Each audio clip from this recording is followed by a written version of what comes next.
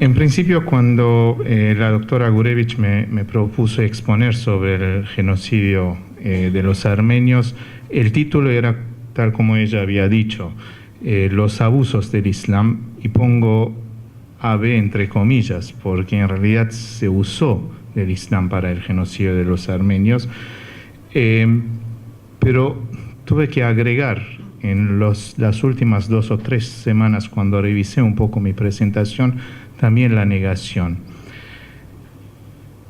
Y voy a exponer sobre estas 2 fotos. La segunda es muy nueva, es a partir del 21 de septiembre del 2014, o sea, hace apenas 3 semanas. En Siria, en la frontera de Turquía, está el desierto de Derzor, en nombre de una ciudad que se encuentra ahí. El Derzor es una de las provincias de Siria. Y para los armenios el nombre de Derzor es prácticamente el Auschwitz. Es ahí donde durante el genocidio las caravanas de muerte fueron llevadas y abandonadas después del masacre a la muerte, bajo el sol, con hambre, abandonadas. Y es ahí donde los sobrevivientes del genocidio, décadas después, fueron a recolectar los huesos de las víctimas y los pusieron en lugares como, por ejemplo, la iglesia de Antelias en el Líbano, y otros lugares donde hay monumentos dedicados a los mártires del genocidio. Pero Derzor fue mucho más que simbólicamente un Auschwitz para los armenios. En su libro La historia de la solución final, Daniel Rafecas tiene un capítulo donde dice que los alemanes, los nazis que habían estudiado muy de cerca el genocidio de los armenios, habían tomado antes de las cámaras de gas el ejemplo, el modelo de Derzor, o sea, un desierto donde abandonar la población que se había planificado a exterminar, y en vez del calor y la muerte en el desierto arábico, el lugar donde iban a predestinar a la población judía de Europa era Siberia. Lo que hizo cambiar el plan y finalmente adoptar las cámaras de gas fue la derrota en el frente oriental. Entonces, Derzor es casi una de las primeras experiencias de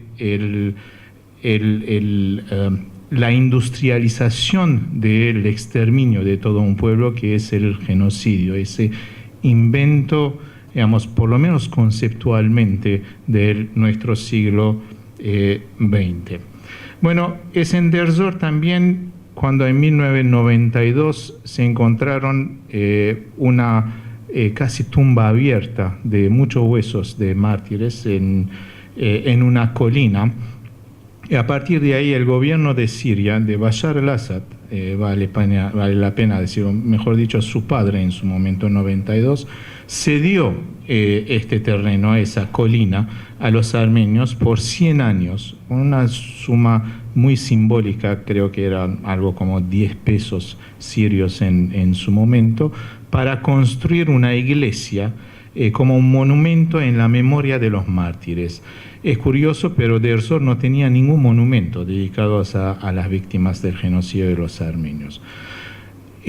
La construcción de la iglesia empezó en el 92, terminó en el 94-95, en el 96 el Católicos de la Gran Casa Cilicia en Antelias bendijo, y la iglesia Sur Parutiun fue nombrado la iglesia de los santos mártires. A partir de ahí, todos los años hay peregrinajes a Derzor, donde los visitantes, y eso no es una exageración si lo digo, si empiezan a excavar un poco la arena, todavía encuentran restos de huesos de las víctimas. Hay una película, Los tatuajes de mi abuela, de Susan Jardalian, donde ella experimenta esto, va y ve y encuentra en la arena digamos, los pedazos de huesos. Deir Zor fue también una ciudad donde el gobierno de Armenia, ya independiente, estableció un consulado. Ya tenía un consulado en Alepo, que es la ciudad donde hay la mayor población armenia concentrada de Siria, pero el consulado en Deir Zor era algo muy simbólico en conmemoración del lugar donde fueron víctimas la mayoría de los armenios durante el genocidio.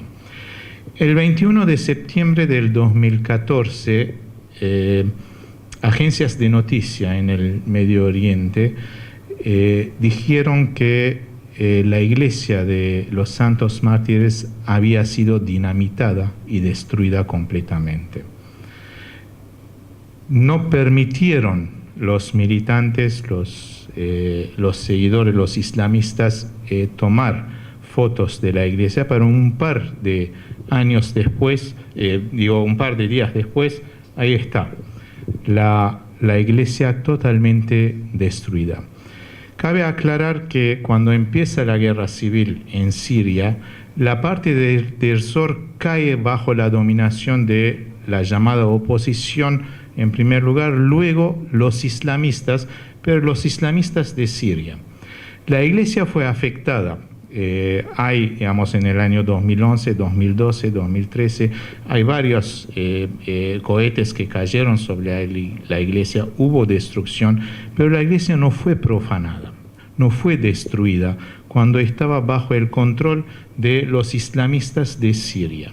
Ahora, toda esta parte pasó bajo el control del llamado Estado Islámico, o el Estado Islámico en Irak y Siria, que declaró el califato, y esa iglesia, hubo una pelea entre los militantes de los islamistas sirios y los seguidores de este llamado califato. Perdieron los islamistas sirios y el resultado fue dinamitar toda esta iglesia.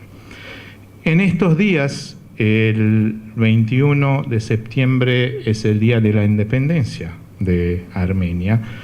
El 18 al 20 de septiembre se celebraba en Armenia el encuentro entre la diáspora y Armenia, que es un encuentro que se hace cada 3 años, cuyo tema central este año, evidentemente estamos en vísperas del centenario, era el centenario del genocidio de los armenios, todas las conmemoraciones que se preparan en el mundo. Evidentemente la noticia vino como un golpe muy fuerte. Hubo inmediatamente voces de condena de parte de ambos católicos armenios, del gobierno de Armenia y de distintos sectores políticos armenios que apuntaron al silencio cómplice de Turquía. Evidentemente nadie puede tener certeza absoluta ni documentos de que la destrucción de la iglesia fue de alguna forma decidida en Ankara, en el gobierno turco. Pero el silencio era llamativo. Y era llamativo que después de 3 años de una presencia islamista en esta área, precisamente en este momento se destruya esa iglesia muy simbólica para los armenios. Entonces hubo un pedido al gobierno turco. Si no tiene nada que ver con el gobierno de Turquía, con la destrucción de la iglesia, directamente o indirectamente, que se pronuncie públicamente. Pues no hubo ninguna pronunciación, no hubo ninguna condena, un silencio absoluto. Bueno, mi argumento es el siguiente, de que el Islam, como lo vemos bien en esta foto, durante el genocidio de 1915-23 fue instrumentalizado para provocar las masas, para, de alguna forma, entre comillas, justificar el exterminio de los armenios y apropiarse de sus bienes. Y el Islam fue también una herramienta de la negación del genocidio durante los 70 años del gobierno kemalista en Turquía y la aniquilación de su identidad armenia y cristiana. Y finalmente hoy el Islam es abusado como religión para seguir ese negacionismo en su forma dura, no en su forma blanda, que es simplemente hacer el silencio. Por lo tanto, rápidamente voy a disertar sobre estos temas y terminar mi ponencia con una reflexión más general sobre religión y genocidio, pero esencialmente, porque es el tema que nos preocupa, el Islam y genocidio. Y no tengo ningún problema en poner en mesa, en todas las palabras, el Islam y el genocidio, porque hay un problema hoy en día con esta temática. Eso nos lleva al siglo XIX, a un imperio otomano, la segunda mitad del siglo XIX, en plena decadencia, el hombre enfermo de Europa, como el zar ruso lo había llamado, y los intentos de reforma del Imperio Otomano. En otras palabras, la introducción de ciertas reglas, ciertas normativas que le sacaran el poder absoluto del sultán y de la clase dominante en su momento. No hubo caso. Hubo una fuerte resistencia de aquellos que dominaban el imperio, desde los gobernadores hasta los más cercanos del sultán, simplemente porque al abandonar por lo menos algunos aspectos de la Sharia, de la ley islámica, que era la ley en el Imperio Otomano, temían perder parte de su dominación en el imperio.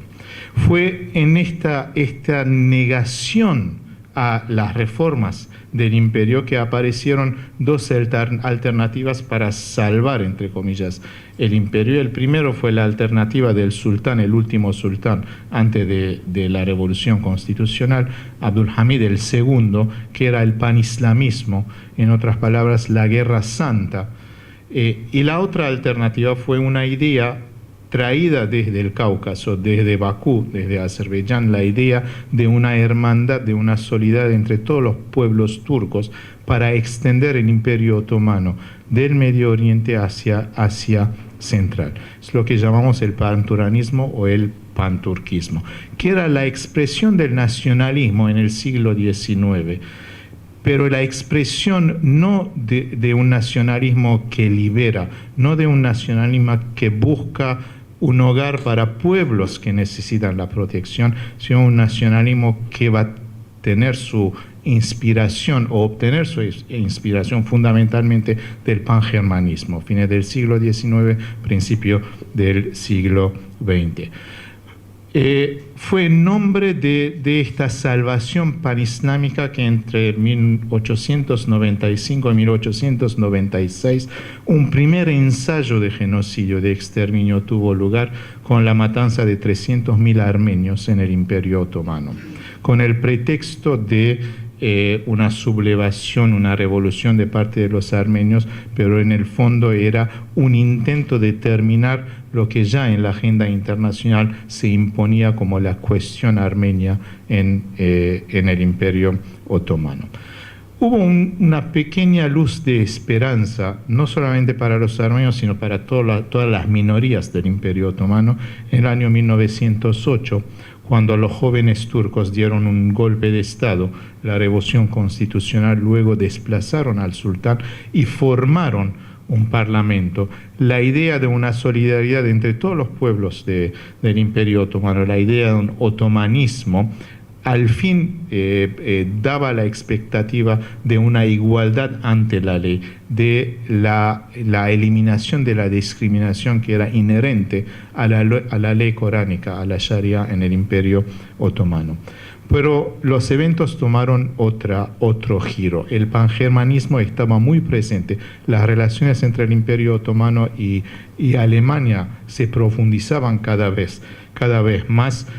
Y después de las guerras balcánicas, 1912-1913, quienes con un golpe de Estado llegan al poder, la Unión, el Partido de Unión y Progreso, de poco a poco empiezan a planificar el exterminio de todas las minorías del imperio. Entran en la guerra con Alemania con la expectativa de que esto le va a dar la posibilidad de proyectar el imperio a Asia Central, y en el medio de este imperio había un pueblo, había un territorio históricamente armenio, los armenios y Armenia, que habría que eliminar, exterminar. Por lo tanto, digamos, en un primer, en principio, el exterminio de los armenios fue la consecuencia de la materialización o el intento de implementar una ideología racista, el panturquismo, y la eliminación de los armenios. Por lo tanto, era una empresa moderna. Sin embargo, hay muchas pruebas de que no solamente el exterminio de los armenios, sino también el exterminio de los asirios, de los griegos, tuvo lugar en la Primera Guerra Mundial, aunque, digamos, el de los armenios fue el más sentado. Y en estos exterminios, el Islam fue uno de los instrumentos que el gobierno utilizó a través de ciertos jeques para incitar a lo que hoy se llama el discurso de odio y para justificar la apropiación de los bienes, porque aquellos que participaron en la denuncia de los armenios, en la captura de los armenios, luego se quedaban con sus bienes en el Imperio Otomano. Como ustedes saben, este fue un genocidio que hasta hoy espera justicia. La Primera Guerra Mundial terminó, había una promesa de un juicio de quienes ejecutaron el genocidio en Estambul, pero una vez más, por un lado, la revolución en Rusia, la alianza coyuntural entre los bolcheviques y los kemalistas que querían salvar a Rusia hicieron que de alguna forma se consolidaran, por un lado, lo que luego va a ser la Unión Soviética, y Armenia formó parte de la Unión Soviética, y por otro lado, Turquía kemalista, un nuevo proyecto de abandonar el panturquismo, supuestamente homogenizar y hacer Turquía un país occidental. Bueno, durante 70 años se celebró esto. Turquía quiso imponerse como el país que había logrado secularizar la política, al mismo tiempo conservando la cultura islámica, la cultura musulmana. Pero el hecho está ahí. Todos los ideólogos del panturquismo que habían sido, digamos, los ideólogos del genocidio de los armenios, formaron parte de aquellos que escribieron los programas de la historia oficial de Turquía, de aquellos que escribieron los distintos programas del gobierno kemalista en este proceso de secularización vertical de arriba para abajo. Y en esta secularización, en esta historia oficial, el genocidio simplemente no existió. El silencio completo. Esto lleva a un segundo punto. El segundo punto es el siguiente. Durante el genocidio hubo una instrumentalización, una segunda forma de instrumentalizar el Islam, pues aquellos que querían salvar su vida lo podían hacer solamente aceptando el Islam, convirtiéndose al Islam. Evidentemente sin ninguna posibilidad después de renunciar al Islam y volver a su religión, cosa que el Islam prohíbe determinadamente. Por lo tanto, hoy en día se calcula, de acuerdo a ciertos estudios, que entre casi 1 millón y 1,5 millones de armenios y sus descendientes fueron islamizados y tuvieron que guardar el silencio durante casi 3 generaciones en Turquía, porque hablar de este tema les hubiera costado la vida. Y en segundo lugar, evidentemente, el silencio al genocidio permitió al Estado turco construir una identidad supuestamente secular y supuestamente apropiándose primero de los territorios armenios y segundo de todos los bienes, cuyo cálculo hoy en día llega a miles de millones de dólares. No se sabe muy bien, hay apenas un par de libros sobre cálculos económicos y es mucho más de lo que uno puede pensar. ¿Qué pasó con el Islam en esta Turquía secularizada? Y hay que admitir que hoy en día probablemente, quizás un poco menos, pero casi la mitad de la sociedad turca es secularizada. piensa como secular, pero el hecho es que el Estado quiso controlar la religión. En otras palabras, el Estado se impuso sobre la institución religiosa para promover la religión en la forma en que el Estado entiende la religión y usando la religión para sus propios intereses. No es particular de Turquía esto, eso también hay que admitirlo. La secularización de los países árabes, doy el ejemplo de Egipto con Nasser y más adelante, prosiguió de la misma forma. O sea, un intento de parte del Estado de controlar la religión islámica. Y acuérdense que en el Islam no hay una iglesia, no hay una institucionalización jerárquica de la religión, y siempre fracasaron. Siempre fracasaron, y en Turquía en particular fracasaron porque el Islam sobrevivió en el interior del país y va a volver a aparecer en la década de los 80 y la década de los 90. Y no quisiera olvidarme un punto importante en la conversión forzada de las víctimas del genocidio, que es el caso de las mujeres. Las mujeres eran, con perdón por las expresiones, pero eran, digamos, botines muy deseados por quienes eran los victimarios del genocidio. Por lo tanto, habían decenas y miles de mujeres que fueron llevadas a las casas turcas, a las casas musulmanas convertidas al Islam. Y les recomiendo la película, y después muchas de estas mujeres o fueron rescatadas pagando una suma o fueron simplemente abandonadas, volvieron a sus comunidades donde ya la carga era muy pesada de ser primero víctima y después volver con ciertos tatuajes que les ponían, volver y recibir, digamos, el rechazo de sus propias comunidades como mujeres, entre comillas, manchadas. O sea, una doble tragedia que pasó con estas mujeres.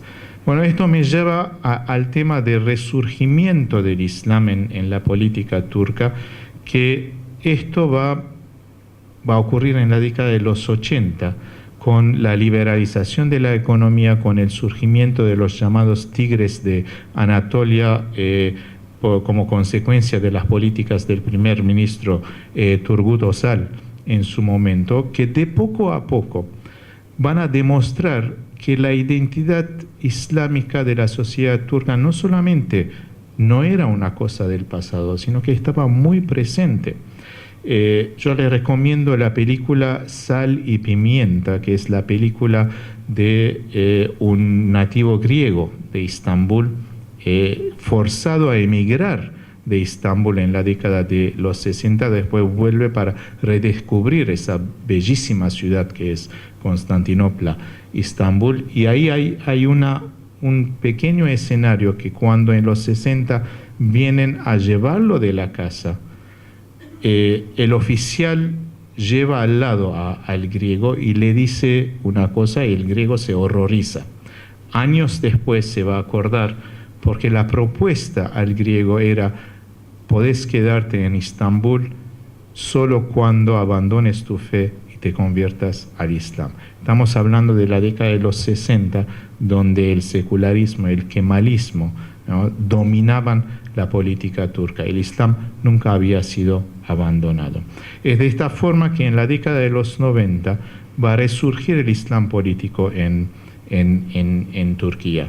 Este Islam político primero va a tener una figura, Necmettin Erbakan, que va a ganar las elecciones en 1996, va a formar un gobierno de coalición, pero va a ser desplazado del poder con un golpe de palacio de parte de los militares.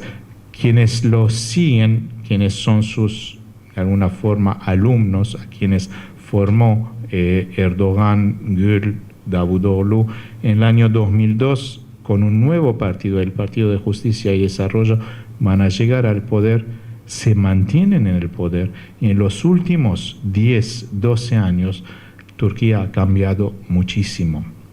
En primer lugar, evidentemente, este partido apareció como un partido comprometido con la democracia, y es cierto que gracias a la democratización de Turquía, voces silenciadas pudieron ser escuchadas y pagaron el precio. Uno de ellos es el periodista armenio Hrant Dink. Otros son aquellos que recordaron la Segunda Guerra Mundial, cuando en 1942, en la Segunda Guerra Mundial, Turquía se mantuvo neutral, pero habían fuertes simpatías con Alemania merced a su alianza en la Primera Guerra Mundial. Y en 1942 el gobierno turco impuso un impuesto sobre el capital, así se llama, impuesto sobre el capital a las minorías cristianas y judías. Fue una forma de apropiarse de sus bienes para obligarlos a abandonar Turquía. Muchos de ellos se quedaron. Y en 1955 aconteció lo que en la memoria colectiva, sobre todo de los griegos y armenios, quedó registrada como los pogroms de Istambul. Después de un supuesto atentado a la tumba de Atatürk, que fue una manipulación de los servicios turcos. Hoy lo sabemos. Durante 3 días hubo, ataques contra los negocios armenios y griegos en Istambul, obligando a muchos de ellos a dejar el país, abandonar sus bienes, refugiarse en Europa, en Estados Unidos, en Canadá y en Sudamérica, sobre todo en la Argentina. Bueno, todas estas voces empezaron a aparecer.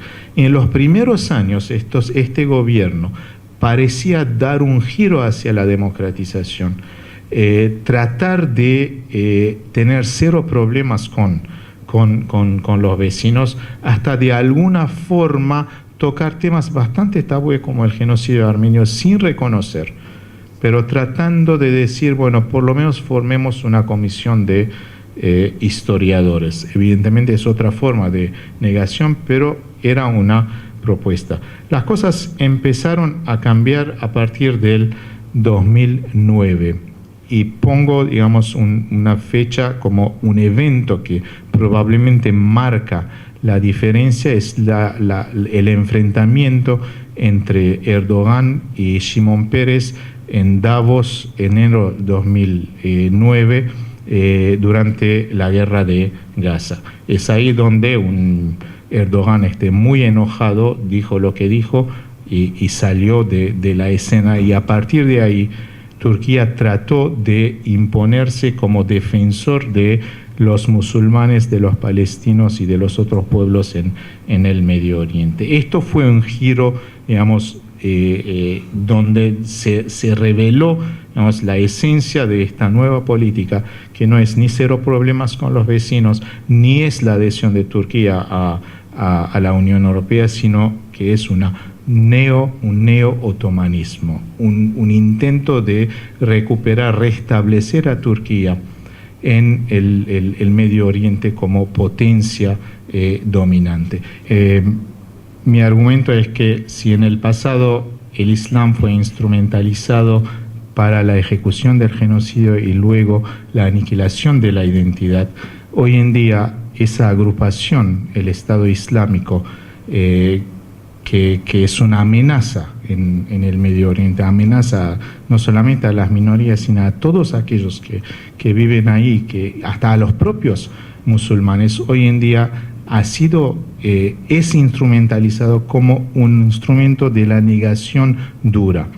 Esta destrucción de la Iglesia viene en términos de una limpieza religiosa que el Estado Islámico está haciendo en el Medio Oriente hoy en día, tratando de destruir no solamente a aquellos que no adhieren a su interpretación del Islam, sino que también todas las huellas culturales, históricas, de los otros credos y hasta de los propios sunnis en el Medio Oriente. Bueno, ¿a qué lleva todo esto a nosotros? Yo le dije que vamos a hablar del Islam y del genocidio. En realidad la pregunta es mucho más amplia. La pregunta filosófica, la pregunta también desde una perspectiva de las ciencias sociales, es la relación entre las religiones en general y el genocidio.